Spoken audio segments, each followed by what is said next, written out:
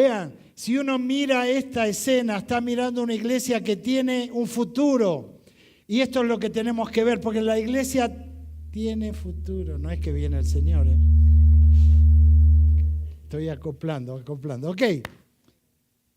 La iglesia tiene futuro en todos nosotros, en nuestras generaciones. Y mira que la iglesia sigue avanzando, porque la palabra de Dios tiene que llegar a todo el mundo. Y eso es lo que queremos hacer. Hoy yo voy a compartir la palabra de Dios. Y ustedes saben, cuando llegué a la mañana me saludó Franklin, somos muy queridos con Franklin y Rosanita, y me dijo, se acabaron las tentaciones.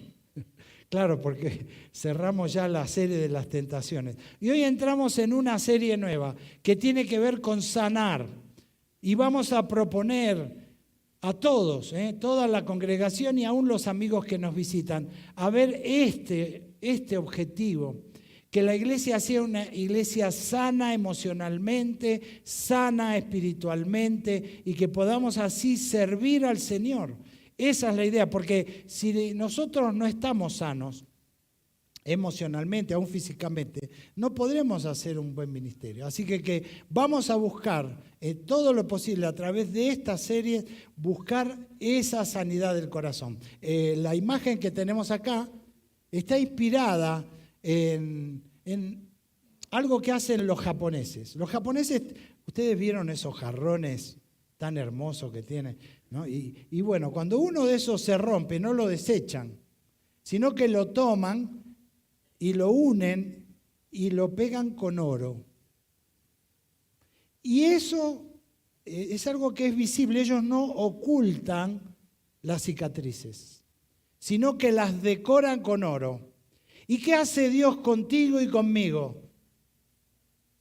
Hay un libro que dice, tus cicatrices son hermosas a los ojos de Dios. Y yo sé que todos tienen cicatrices, porque yo sé que las tengo. Y todos tenemos esas cicatrices, pero cuando se sanan con Dios, esas cicatrices van a ser de bendición a otros. Eso lo dice 1 Corintios, allí capítulo 1.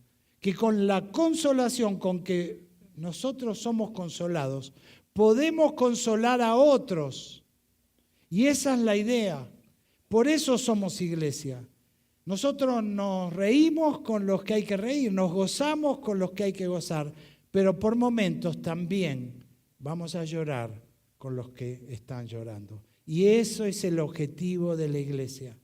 Esa es la idea de esta congregación. Somos familias y como familias tenemos que aprender a sostenernos y aprender también a desatarnos. Sí. Lázaro, ven fuera. El Señor lo resucita. Y luego, ¿qué dice? Desátenlo.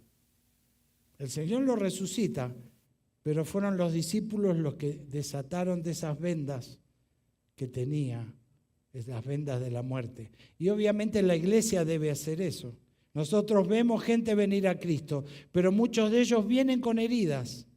Y esas heridas tienen que ser sanadas. Y probablemente Dios va a usarte a ti o a alguno de ustedes para que hagamos esa tarea de vendar y de ayudar a sanar a los heridos. Así que vamos a orar allí donde estás y dile, Señor, habla a mi corazón en esta mañana y ayúdame a ver hacia adentro, que pueda cerrar los ojos un momento de mi cuerpo físico y pueda abrir los ojos espirituales para ver si hay allí algo que está quizás estorbando mi vida, como dice el Salmo 139, escudriña mi corazón, Señor, y mira si hay algún camino malo en mi vida y guíame en el camino eterno. Hazlo así, Señor, en esta mañana. Oramos en Cristo Jesús, nuestro Señor. Amén. Amén. Muy bien. Y saben, para hacerlo vamos a tener 4 series o 4 temas. Hoy es el primero. Y luego cada domingo. Pero a mitad del mes vamos a tener 3 días completos donde vamos a tomar en las noches unas 2 horas para tratar el tema de cómo poder reparar nuestra vida emocional y alinearla con la vida espiritual. Así que ese es un gran desafío, pero quiero decirles, por más lindo que hable el que tenga que hablar, por más buenas palabras y preparación que tenga el orador, si ustedes no colaboran, no vamos a lograr nada. Así que esta tarea tiene que ver con la tarea del Espíritu Santo que usa la palabra de Dios, pero te usa a ti también para querer enfrentarte contigo mismo y mirar qué es lo que hay que cambiar. Y luego que veas lo que hay que cambiar, hay que cambiarlo. Así que yo les desafío. Cada día durante jueves, viernes y sábado tendremos esa oportunidad. Y cada día va a haber que hacer tareas. De nada valdría de que demos una charla y luego no haya una acción de parte de ustedes. Así que todos, yo incluido, todos nosotros, haremos la tarea para ver lo que está debajo del iceberg. Porque a veces nos vemos y pensamos que eso es todo, pero abajo hay cosas que hay que revisar. Así que ese es el desafío. Hoy en mi primer tema, yo quiero usar algunos contrastes que la palabra de Dios nos da para encontrar allí cómo está, cuál es el estado de mi fe. En el contraste veremos, que son 6 contrastes, veremos cómo comparando la fe de mi corazón con la fe que la Biblia me expone, ver si hay cosas que hay que corregir. Es como el doctor, ¿no? El doctor te ausculta, te dice acá te duele, a dónde te duele. Y una vez que él ve, más o menos comienza a hacer un diagnóstico de lo que está pasando. Así que yo espero que a través de estos 6 ejemplos que vamos a ver de la fe, tú puedas identificar el estado de tu propia fe. Vamos a ver entonces el primero. El primero tiene que ver con ese contraste entre una fe fructífera o una fe estéril. Primera de Tesalonicenses, si abrimos la Biblia, capítulo 1, verso 3. Apóstol Pablo escribe a la iglesia de Tesalónica, una iglesia que creció muy poco tiempo, en unos pocos días de reposo, que eran donde la sinagoga se reunía. Allí ellos expusieron la palabra de Dios y en esos días la iglesia florece rápidamente. Y fue una iglesia que tuvo un crecimiento muy importante. Y lo refleja lo que él dice acá en capítulo 1, verso 3. Acordándonos sin cesar delante del Dios y Padre nuestro de la obra de vuestra fe, del trabajo de vuestro amor y de vuestra constancia en la esperanza en nuestro Señor Jesucristo. Y repito, la obra de vuestra fe. Había algo visible en la transformación de estas personas que vinieron a Cristo. Ahora ellos ya habían dejado la idolatría, venían al Señor Jesús, entendieron el Evangelio de la muerte y la resurrección, entendieron que tenían vida eterna en Cristo Jesús e inmediatamente comenzaron a obrar. Es esa reproducción a la cual Dios nos llama, porque si algo Dios va a hacer y quiere hacer en cada uno de nosotros, es que entendamos que nos da fe para que podamos multiplicarnos. La iglesia está en expansión. ¿Por qué? No porque traemos nuevos niños, amén por los niños que nacen en la iglesia, en el ámbito de nuestra familia, sino por la predicación de la palabra de Dios. Y esa tarea es la tarea que te encargó a ti y a mí. Esa es la tarea, ser testigos. Cuando yo comparto con alguien el Evangelio, entonces Dios obra en reproducción. Una nueva criatura va a venir cuando el Evangelio es predicado. Es la simiente de la palabra de Dios. La simiente de la palabra de Dios que se siembra en los corazones. Es lo que el Señor dijo en la parábola del sembrador. Salió el sembrador a sembrar. ¿Qué sembró? La palabra de Dios. Y luego esa palabra germinó y dio vida. Es una semilla que tiene implícita la vida. Esa es la palabra que yo y que vos y que ustedes, todos nosotros tenemos para expandir, para que el Evangelio haga su tarea, para que el Señor cumpla su propósito. ¿Cuál es el propósito de la iglesia? Comunicar salvación.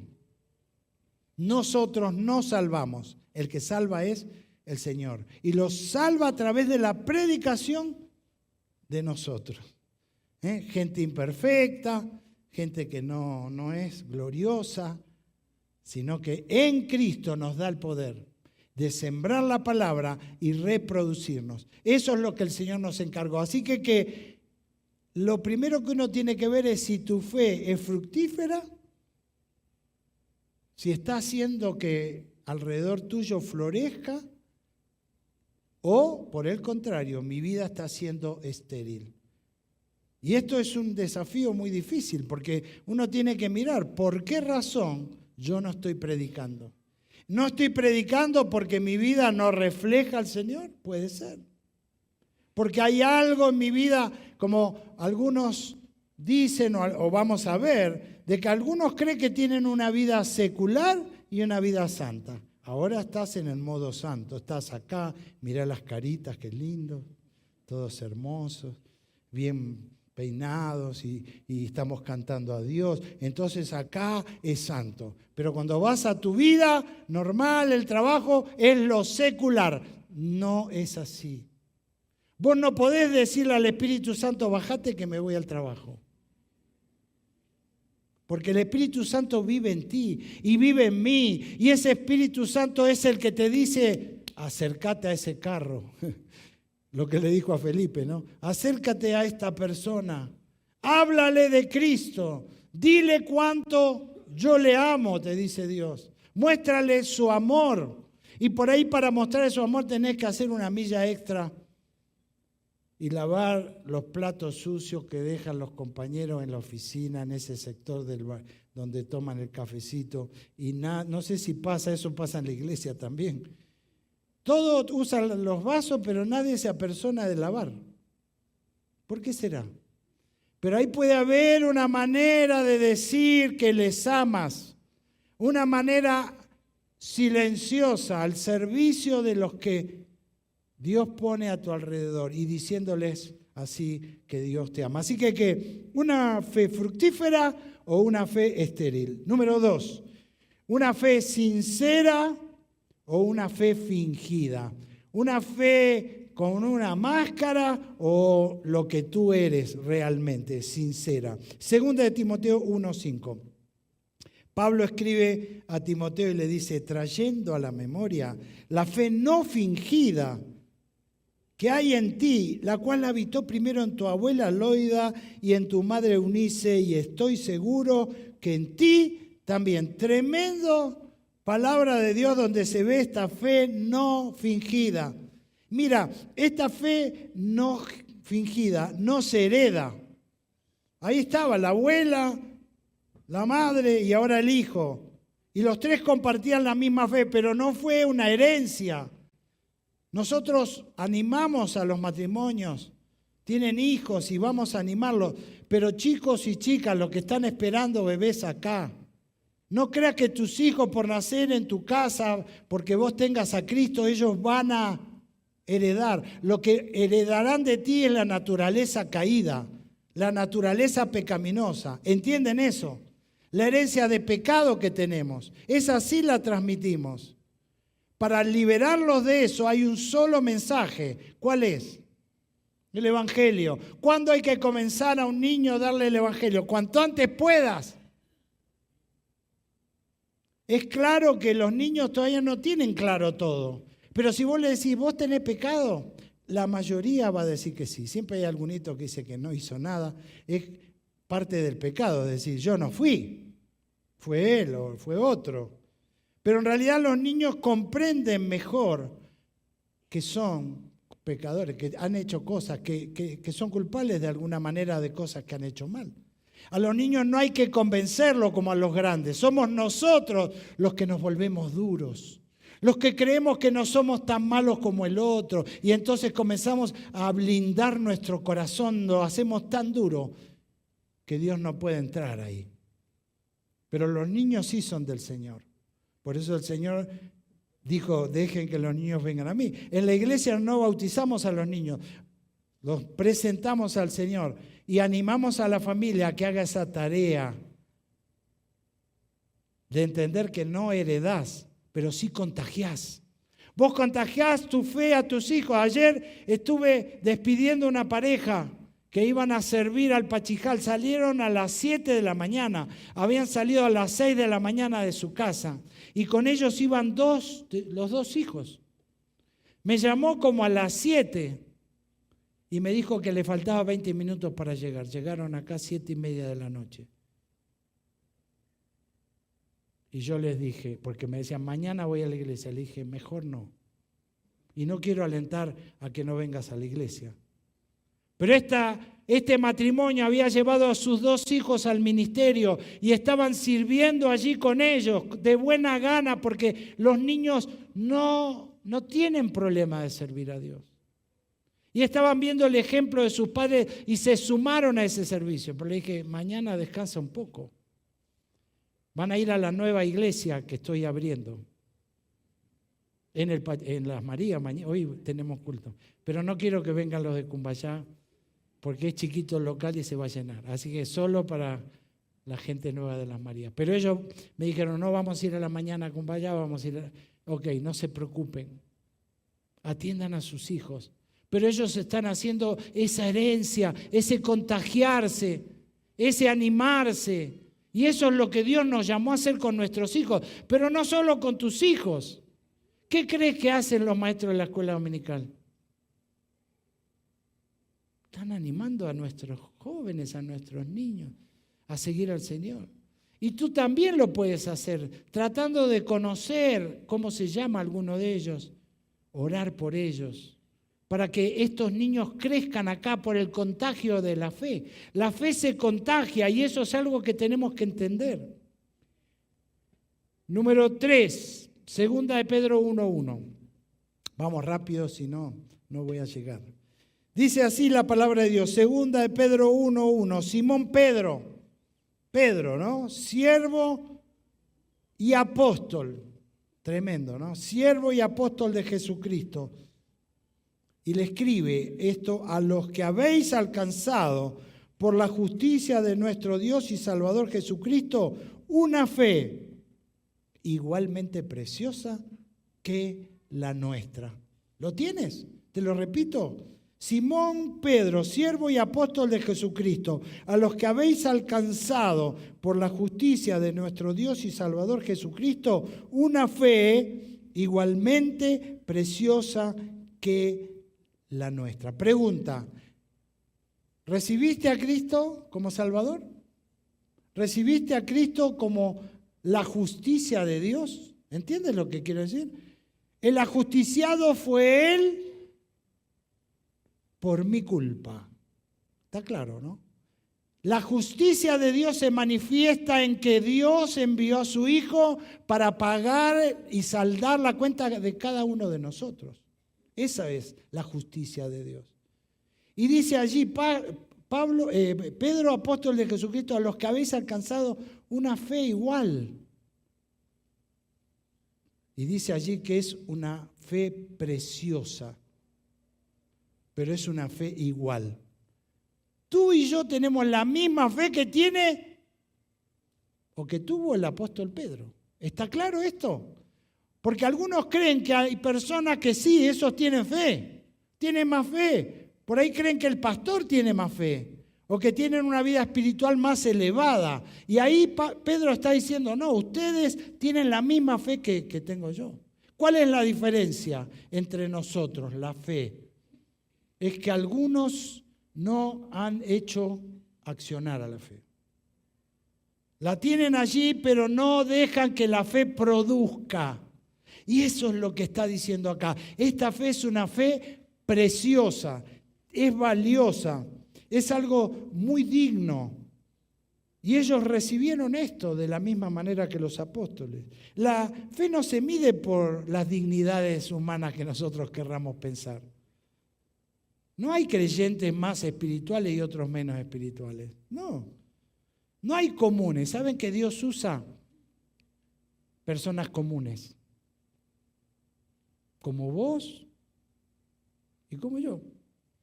Personas que un día dijeron, Señor, aquí tengo esto poco. unos panes y unos peces. ¿Qué puedes hacer? ¿Qué será esto para tantos? ¿Y qué hizo el Señor Jesús? Tráiganlo. Y eso que pareció poco, para muchos alcanzó. Lo poco, mucho será en las manos de tu Señor. Yo no sé dónde está, ni lo que haces, ni lo que tenés en tus manos. Pero yo te aseguro que si tú pones en las manos del Señor eso poco, mucho, Él hará algo grande. Porque esa es la tarea de Dios. Esa fe preciosa te la dio Dios. Y esa fe preciosa tiene que accionar, ponerse en práctica. ¿Qué ven acá? Un gran edificio, ¿no? Y uno dirá, qué bárbaro. Pero esto empezó en un grano de mostaza, de la fe de algunos pocos. Algunos están acá todavía de esos originales, digamos, que comenzaron en Encuentro Cumbayá. Y al principio no había tan lindo lugar y no era así. Pero ellos tenían fe que estaban haciendo lo que Dios quería. Y pusieron eso en manos de Dios. ¿Y qué pasó? Dios se encargó. Y Dios comenzó a hacer lo que Él hace, a multiplicar, a trabajar en medio de eso. Porque Dios usa personas comunes, como tú y yo. Y si nosotros le ponemos nuestras vidas en manos del Señor, Él hará algo grande. Les voy a contar una historia, la escribí acá para decirla mejor, pero es la historia que me contó esta semana uno de los hombres de valor. Él trabaja con relojes. Y yo hice una historia con eso de lo que él me contó. Entonces, él es un amigo relojero y él se dedica a arreglar relojes, ¿no? Y un día entró un hombre en su taller con un reloj y él lo vio, el reloj estaba maltratadísimo. Lo puso en el mostrador y le dijo, dame $100. Págame $100 por él. Mi amigo tomó el reloj, lo examinó y al verlo se sorprendió. Era un Rolex original. Aunque estaba desgastado, la mica rayada, la correa en mal estado, no dejaba de ser una pieza original. Tenía gran valor. Así que le dijo, no lo vendas. Este reloj es muy valioso. Con un poco de trabajo puede quedar como nuevo y costar mucho más que eso. Pero el hombre le insistió y le dijo, dame las 100 latas y no molestes. Mi amigo le pagó y se quedó con el reloj. Por supuesto, lo reparó y lo vendió por mucho más. Pero esta es la historia de muchas personas que hacen lo mismo con su fe. La ven desgastada, maltratada y quizás sin brillo, y la subestiman. La entregan fácilmente o la dejan de lado sin darse cuenta del valor inmenso que tiene. La fe, aunque esté herida o descuidada, sigue siendo auténtica. Y si tú buscas en la mano de Dios reparar tu vida, si buscas en la mano de Dios que Él te ayude a reproducir tu fe, ¿sabes qué va a hacer Dios? Lo va a hacer. Lo hizo con muchos, con casi todos nosotros acá. No estaríamos aquí si Dios no hubiese hecho esa tarea de restauración en nuestras vidas. Y si tú estás acá por primera vez, entiende que puede ser que tu vida esté también desgastada y quizás la gente te diga que ya no valés. Pero si tú le entregas a Dios tu vida, Él va a hacer algo bueno y algo grande para la gloria de Él mismo. Muy bien, 4 y voy rápido porque estoy en cuenta regresiva. ¿Es una fe firme la tuya o una fe débil? 1 Corintios 16:13. Velad y estar firmes en la fe, portaos varonilmente y esforzaos. Y esta idea de estar firmes en la fe es, ¿eres débil o fuerte? ¿Eres firme o débil? Una persona firme confía en Dios en todo momento. Uno débil se tambalea en dificultad. Los firmes se sostienen en la palabra de Dios. Este es el fundamento y esta es la roca, la palabra de Dios, donde podemos estar afirmados. O se basan en emociones o en circunstancias, entonces la fe se vuelve débil. La fe es firme cuando persevera en oración y en obediencia a Dios. La fe es débil, en cambio, cuando se rinde fácilmente a la duda. Santiago capítulo 1, el que duda es semejante a la onda del mar, ¿no?, que es arrastrado. Y por último, la fe es firme cuando produce fruto y acciones valientes. Por el contrario, la debilidad se muestra en temor y pasividad. No produzco, no hago nada. 5, para ir terminando. ¿Una fe grande o una fe pequeña? Pregúntate, ¿cómo es tu fe? ¿Grande o pequeña? Dios nos muestra allí en el Evangelio de Mateo capítulo 15, con esta mujer cananea que no era del pueblo de Dios, no tenía acceso, no podía entrar, pero fue arriesgadamente a presentarse ante el Señor. Ella el Señor no le escuchó, no le iba a escuchar porque no era del pueblo escogido. Y dijo el Señor, no es digno darle el pan de los hijos a los perros. ¿Está claro? Eso le dijo el Señor Jesús. Ella podría haber dicho, bueno, chao. Pero no hizo eso. Ella le dijo al Señor, aún los perros comen de las migajas que caen de la mesa. Entonces el Señor dijo, Jesús dijo, oh mujer, grande es tu fe, hágase contigo como quieras. Y su hija fue sanada desde aquella hora. Grande la fe. No era hija, no tenía aparente derecho, pero fue atrevida y decidida y no dejó que las circunstancias sean un obstáculo, sino que fue en humildad. Señor, aún los perros comen de las migajas. ¿Y qué hizo el Señor? Le alabó, le dijo, grande es tu fe. ¿Cómo es tu fe? ¿Arriesgada? ¿Tomas un paso más? ¿Estás decidido a hacer algo para el Señor y estás dudando, pensando? ¿No es tiempo ya de que hagas algo con tu vida para Dios? Mira, acá la iglesia es un lugar óptimo, hay mucha oportunidad. Solo tienes que decidir, poner en acción tu fe. Y por último, fe viva o muerta, Santiago, ¿no? La fe sin obras. Vos decís que tenés fe, sí, yo tengo una fe ahora. Bueno, ¿y qué haces para Dios? Bueno, empezás a ver, ¿no? La fe sin obra está muerta. Y la obra de vuestra fe es la que se ve. Ahora, yo no soy salvo por las obras, está claro, ¿eh? Nadie es salvo por las obras. Pero sí sos salvo para. Dios tiene obras preparadas de antemano, preparadas para que anduviésemos cada uno. Hay algo que Dios quiere que hagas. Solo tenés que abrir los ojos y pedirle al Señor. Es como el fútbol. ¿Vos crees que vas a hacer un gol si estás ahí así? No, estás diciéndole, hágame el pase. En la posición correcta para que Dios te use. Yendo a un lugar. Ayer vi la foto ahí del Pachijal y había algunos predicando. Yo no sabía que predicaban. Pero fueron. Y como ahí no estaba el pastor, no había nadie. ¿Y quién puede predicar? Bueno, yo quiero.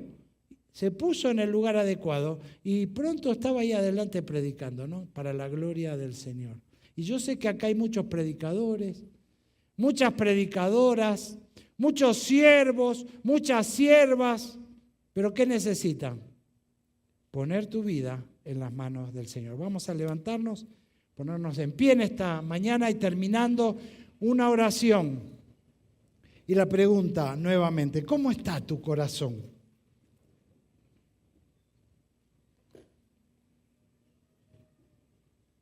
Si tu vida emocional y espiritual no están balanceadas, hay algo que revisar.